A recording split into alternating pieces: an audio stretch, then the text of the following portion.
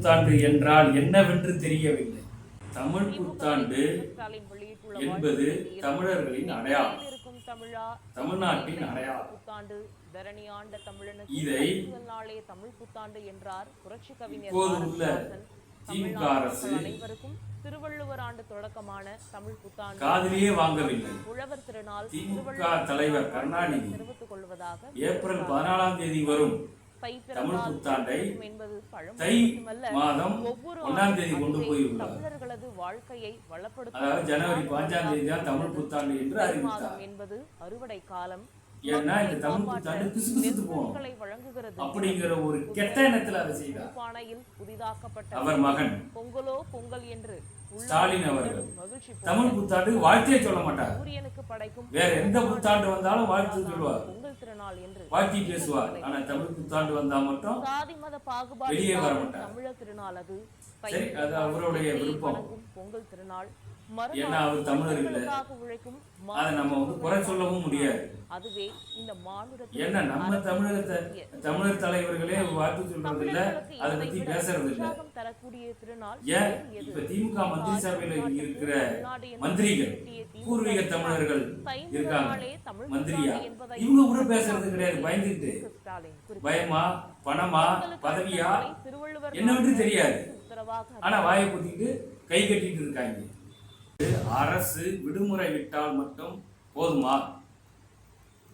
அரசு விடுமுறை விட்டால் மக்கள் என்ன செய்யறாங்க? பெண்கள் எல்லாம் டிவி கிட்ட போய் உட்காந்துக்கிறாங்க, ஆண்கள் எல்லாம் டாஸ்மாக் கடையில் போய் படுத்துடுறாங்க. இதுதான் தமிழ் புத்தாண்டு கொண்டாடுற லட்சணமா? மீதி இருக்கிற சின்ன பசங்க எல்லாம் திரையரங்கம், மால், இங்க போய் மண்டிடுறாங்க. இதுக்கு அரசு விடுமுறை எதுக்கு? தேரி புத்தாண்டுன்னு வருகிறது, பல புத்தாண்டுகள்.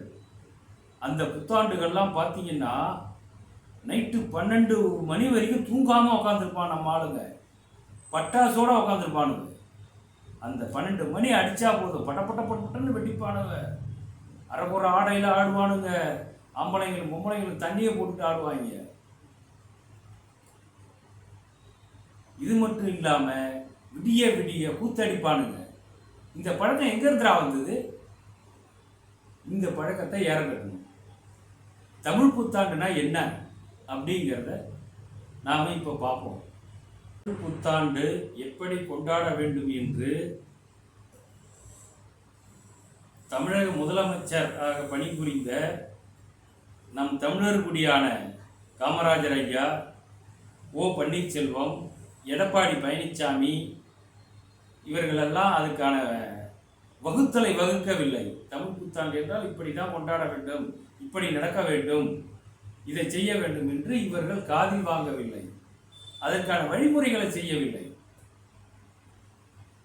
இப்படிதான் தமிழ் புத்தாண்டை தொலைத்து விட்டோம்.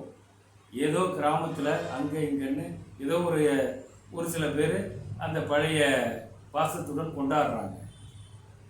ஏதோ இன்னும் ஒரு 10 வருஷம் 20 வருஷம் பார்த்தீங்கன்னா தமிழ் புத்தாண்டே இருக்காது. தேடணும் எங்க இருக்குன்னு, கூகுளில் போய் சர்ச்சிங் பண்ணணும். புத்தாண்டை எப்படி கொண்டாடணும் என்பதை பார்ப்போம். நம்பர் 1, தமிழ் புத்தாண்டை முன்னிட்டு அனைத்து திருக்கோயில்கள், அனைத்து தேவாலயங்கள், அனைத்து மசூதிகளிலும் சிறப்பு பூஜை செய்ய வேண்டும், சிறப்பு பிரார்த்தனை செய்ய வேண்டும், விடிய விடிய செய்ய வேண்டும். இதை செய்ய தவறினால் அரசு கொடுக்கும் சலுகைகளை ரத்து செய்ய வேண்டும். தமிழ் புத்தாண்டு கொண்டாட தமிழ்நாட்டில் என்னையா வேலை? தமிழ்நாடு அரசு தமிழ் புத்தாண்டு அன்று விடுமுறை விடுகிறது, வரவேற்கிறோம். அதே போல் தனியார் நிறுவனங்கள், வணிக வரி நிறுவனங்கள், ஏனைய அலுவலகங்கள் அனைத்தும் விடுமுறை விட வேண்டும்.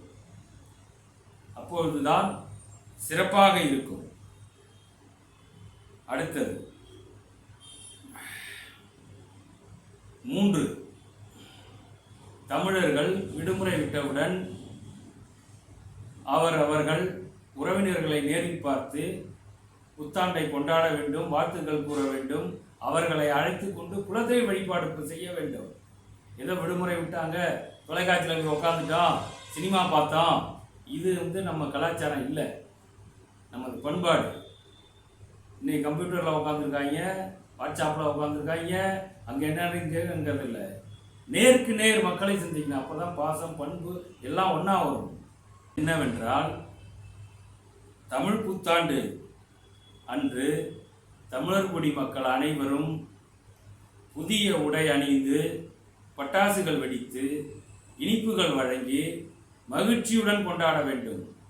இந்த தீபாவளிக்கு போனஸ் கொடுக்குறாங்க அரசு மற்றும் தனியார் நிறுவனங்கள், அதை ரத்து செய்ய வேண்டும். அதற்கு பதிலாக தமிழ் புத்தாண்டு கொடுங்க.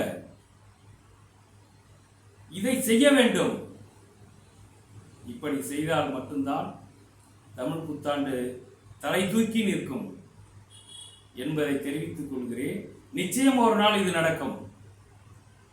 மக்களை சந்திப்போம். நன்றி.